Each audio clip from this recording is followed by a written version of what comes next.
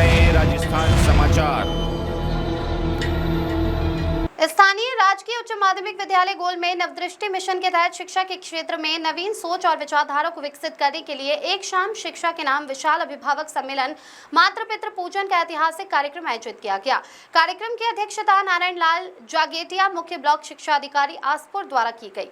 कार्यक्रम के मुख्य अतिथि आसपुर विधानसभा क्षेत्र के विधायक उमेश डामोर रहे। साथ ही विशिष्ट अतिथि प्रभुलाल कुमावत, पुलिस उप अधीक्षक आसपुर गोपाल सिंह पवार, अतिरिक्त ब्लॉक शिक्षा अधिकारी आसपुर लाल सिंह आहाड़ा, प्रधानाचार्य राजकीय माध्यमिक विद्यालय खेड़ा आसपुर पंकज कुमार शाह, प्रधानाध्यापक प्राथमिक विद्यालय रोडेवाला उज्जवल सिंह शक्तावत, बंसल मेहता, नारायण लाल मेहता, देवराम मेहता, दिलीप शर्मा, कमलेश बामनिया रहे। विद्यालय के संस्था प्रधान वीरभद्र सिंह सिसोदिया द्वारा स्वागत उद्बोधन प्रस्तुत कर विद्यालय की उपलब्धि को अवगत कराया। कार्यक्रम के अध्यक्ष नारायण लाल जागेटिया ने शिक्षा के महत्व को बताते हुए शिक्षा, संस्कार व नवदृष्टि मिशन के उद्देश्य को अवगत कराया। मुख्य अतिथि आसपुर विधानसभा क्षेत्र के विधायक उमेश डामोर ने विद्यालय में अधिक से अधिक नामांकन बढ़ाने हेतु अभिभावकों को पूर्ण करने का आश्वासन दिया। कार्यक्रम में विद्यालय के विद्यार्थियों ने विभिन्न रंगारंग प्रस्तुतियां प्रस्तुत कर अभिभावकों का मन मोह लिया, जिसमें मातृ पितृ पूजन, नशा मुक्ति, नाटक, बेटी पढ़ाओ बेटी बचाओ, राजस्थानी नृत्य जैसी प्रस्तुतियां प्रस्तुत की। साथ ही कमलेश भाई बामनिया ने कठपुतली करतब के माध्यम से शिक्षा के क्षेत्र के जुड़ाव और राजकीय विद्यालय में नामांकन बढ़ाने जैसी प्रस्तुतियां प्रस्तुत की। कार्यक्रम का संचालन जितेंद्र मेहता व हिनाराज चौहान ने संयुक्त रूप से किया तथा आभार प्रदर्शन नरेंद्र सिंह चुंडावत द्वारा किया गया। देखिए पूरी कवरेज के साथ आसपुर से दिनेश सेवक की रिपोर्ट।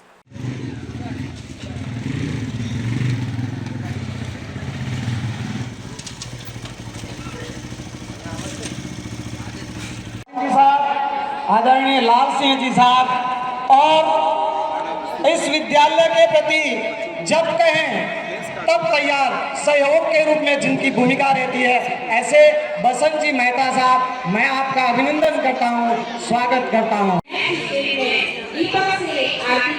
नहीं है तो कोई बात नहीं,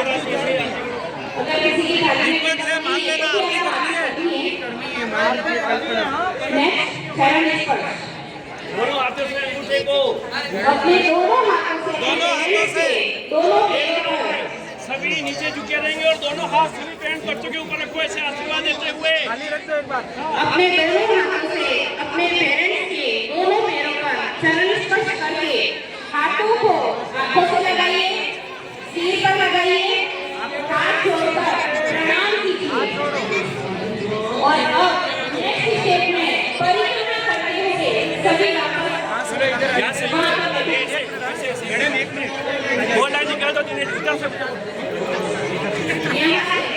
बच्चा भी है अजय कुमार, आइए, बहुत बढ़िया। ये बच्चा देखिए इंस्पायर अवार्ड में कक्षा 8वीं से अपने विचार दिए हैं और ये बच्चा इंस्पायर अवार्ड में चयन हुआ है।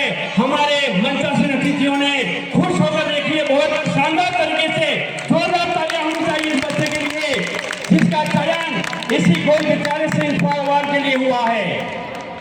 डिप्टी साहब के द्वारा भी, विधायक महोदय के द्वारा भी और हमारे मुख्य ब्लॉक शिक्षा अधिकारी के द्वारा देखिए आज ये बच्चे ने यहाँ सम्मान प्राप्त किया है और ईश्वर महादेव को साक्षी मानकर हम भी पूरा प्रयास करेंगे कि तुमको कभी भगवान की मूर्ति क्या होगी हमने नहीं देखा। बहुत बहुत धन्यवाद। अब मैं आपसे निवेदन करना चाहता हूं, ये सरकारी शिक्षक है जिनका दृष्टिकोण बदला है और इन्हें देखिए आपके लिए रात्रिकालीन कार्यक्रम सजाया है। मैं आपके साथ में यही बात रखूंगा कि आप लोगों का दृष्टिकोण बदला है कि देखिए सरकारी स्कूल में कहते हैं टीचर्स बुलाते हैं, अभिभावक नहीं आते, और आज ये हुजूर यहाँ बैठा है, तो क्या पेरेंट्स का दृष्टिकोण बदला है? इनकी भी जोरदार तालियां हो जानी चाहिए। इन पेरेंट्स ने अपना दृष्टिकोण बदला है और मेरे बच्चों का दृष्टिकोण बदला है कि आज वो अपने आप को यहाँ रख पा रहे हैं। कभी आपने देखा कि शासकीय विद्यालय में स्टेज के ऊपर 40 बच्चे कोई कार्यक्रम कर रहे हो? कभी देखा आपने? ये हमारे बच्चों का दृष्टिकोण बदला है कि ये बच्चे आगे आ रहे हैं। हम सब लोगों ने इस नवदृष्टि अभियान के माध्यम से हमें कलम पकड़ा दी है और हमारे सीईओ साहब ने हमें रास्ता दिखा दिया है। बस इतिहास की स्याही हम लिखेंगे। अंत में मैं 4 महीने सीडीओ साहब के सम्मान में सुपुर्द करके अपनी वाणी को विराम दूंगा कि साहब कुछ नया करने वालों की ही कहानी है, कि कुछ नया करने वालों की ही कहानी है, उनके ही पेट पूजती जुग जुग करे जवानी है। और कौन पूछता है नहीं कर चले वाले को, या तो सिर्फ उनकी चर्चा होती है। नवदृष्टि कार्यक्रम जो अपने आजपुर ब्लॉक में आयोजित हो रहा है, निश्चित तौर पर बहुत अच्छा कार्यक्रम है और ये इसमें आजपुर अब तक अव्वल रहा है।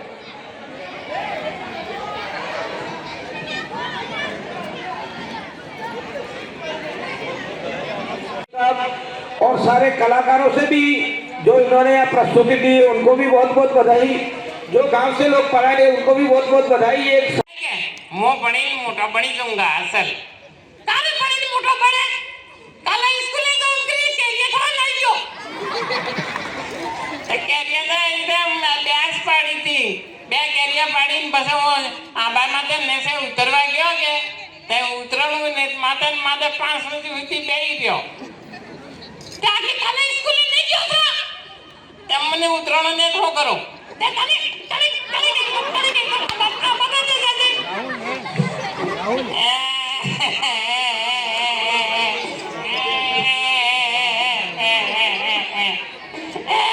ये હું થયું છે એનો નંદી વાયો મને અલ્લે તું કેમ કૂટે આના ખોવાને અરે બોલો ને કે તમે કી ગયા તમે તું બેસે તને મો ગાડી જો આજા કેમ ભાઈ ની આના ખોવાને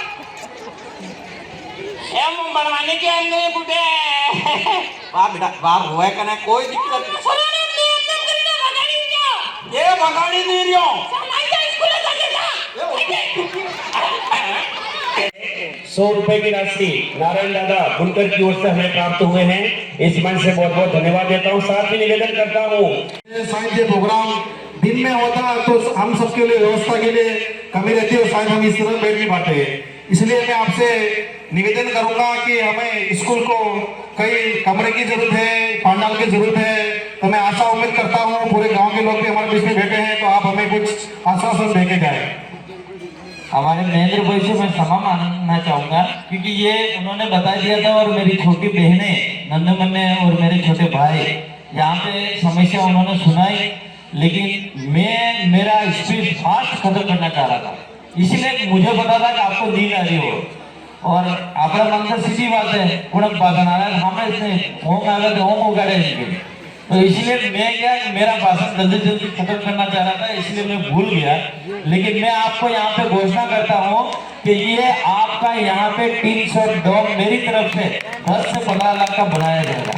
ये पहले से मेरे दिमाग में था, बच्चों को कहने से मैं था मेरा, लेकिन कहीं कहीं आप सब परेशान होते होंगे यूँ करके मैंने मेरा शॉर्ट स्पीच करने का विचार रख रहा था। स्कूल यही रहा, ये हमारे हिसाब से भी आप और मेहता जी कह रहे हैं कि हम भी इस स्कूल से विद्यालय से पढ़कर निकले हैं और मेहता जी भी यहाँ के स्थानीय है।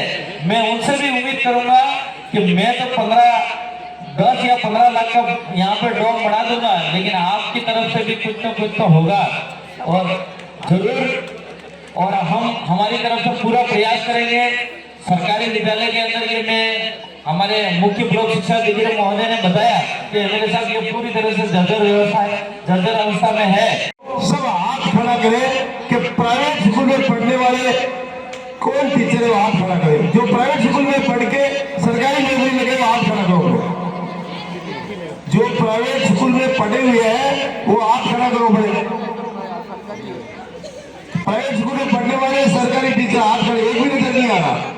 और जिन्होंने सरकारी विद्यालय में पढ़ करके और गवर्नमेंट नौकरी हासिल करी वो हाथ खड़ा करे। बहुत सारे हैं आपके सामने और मेरे सामने जो बच्चियां भी बैठी हुई है, बच्चों से ज्यादा मैंने वक्ताओं ने सब कहने में मोटी मोटी 2 बातें कहूंगा। सबसे पहले तो शिक्षा के प्रति है, बच्चियां ज्यादा नजर आ रही है, बच्चों से ज्यादा है, तो बच्चों के लिए 2 शब्द कहूंगा। ओस की बूंद सी होती है बेटियां, ओस की बूंद सी होती है बेटियां, स्पर्श खुदरा होता है तो रोती है बेटियां। हीरा है बेटा तो मोती है बेटियां, एक कुल का शान है बेटा तो 2 कुल की शान है बेटियां। बच्चों, सर ने भी बताया पढ़ने चाहिए, पढ़ने का क्या फायदा, मैं एक छोटा सा उदाहरण लेके बताऊंगा। पढ़ने के क्या फायदा, एक रात्रि में अपने यहाँ देखा हुआ गांव में एक मूर्तिकार होता है। जमाने में अनेक रहनुमा, पर श्रीमान आप जैसा विधायक लाखों में एक होता है। Please welcome sir. इसको कोई नहीं देखता। केवल एक चीज है कि मुझे मेरे बच्चे को यहाँ से स्कूल भेजना है। अरे भाई 2.5-3 साल के बच्चे की उम्र नहीं है पढ़ने की, क्यों उसके शारीरिक और मानसिक विकास को आप रोक रहे हो? बच्चा शारीरिक रूप से विकसित कब होगा?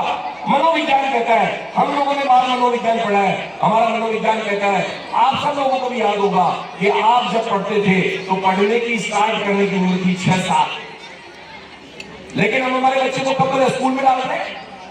2.5 साल के बच्चे को, 2.5 साल का हो गया। अब इसको रखे कौन? घर पे दादा दादी से बनती नहीं है, सास ससुर से मना के रखते नहीं है, हमारे बड़े भाई बहन कोई है नहीं, अंकल चाचा काकू ताऊ कोई रहते नहीं है, अकेले रहते हैं पति पत्नी। अब क्या करें, क्या करें? दुखी हो गए, और दुखी होकर बच्चे को डाल दिया बस में, तो दूसरा प्राइवेट स्कूल में। और वो प्राइवेट स्कूल में जाके क्या करता है? 2.5 साल का बच्चा वो रास्ते में सो जाता है, और रास्ते में नहीं सोता तो स्कूल में जाके सो जाता है। स्कूल वालों ने एक बाइक रख रखी है, वो सोते हुए बच्चे को वहां से उठा के लाती है, और उन्होंने एक स्लीपिंग रूम बना रखा है।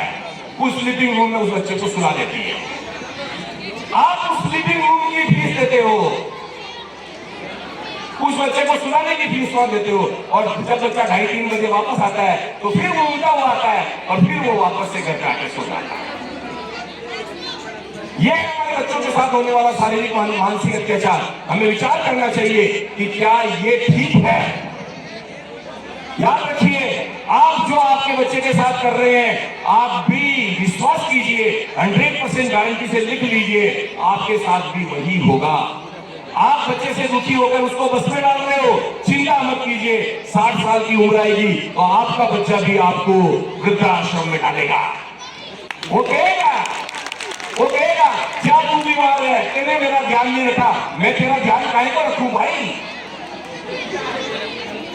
वो स्थिति आने वाली है, वो स्थिति शहरों में आ चुकी है, आपके गांवों में भी नहीं आई है, पर आने वाली है। इसकी कल्पना आपको कर लेनी चाहिए। मैं आप लोगों से आग्रह करूंगा, छोटे बच्चों का कार्यक्रम है, मात्र पितृ पूजन कार्यक्रम। कहाँ जरूरत पड़ गई इस कार्यक्रम की, कैसे आवश्यकता पड़ गई? एक शिक्षा, एक मंदिर में मात्र पितृ पूजन कार्यक्रम आयोजित करना पड़ा। मुझे लगता है कि माँ बाप जो उंगली पकड़कर बच्चे को चलना सिखाते हैं,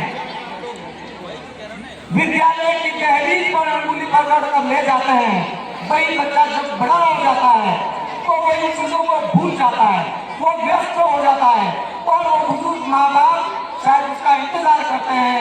तो ये जो स्थिति है वो समाज के लिए अच्छी नहीं है। अभी मुझे लगता है कि घर बड़े हो गए, दिल छोटे हो गए, परिवार छोटे हो गए। मुझे लगता है इसको बड़े करने की आवश्यकता है। तब मुझे लगता है कि केवल मेरा विद्यालय या कोई भी विद्यालय पुस्तकीय ज्ञान तक सीमित नहीं रह सकता है। अब हमें पुस्तकें छोड़कर संस्कारों तक आना पड़ेगा, तब हम ऐसे लोगों का निर्माण कर पाएंगे जिसको भारत का तो भविष्य कहा जाए, वो बन सकता है। अब हर खबर पर रहेगी हमारी नजर। चैनल की हर खबर को सबसे पहले पाने के लिए fast public live news channel को सब्सक्राइब करें, लाइक करें, शेयर करें और हाँ, बेल आइकन पर क्लिक करना ना भूलें।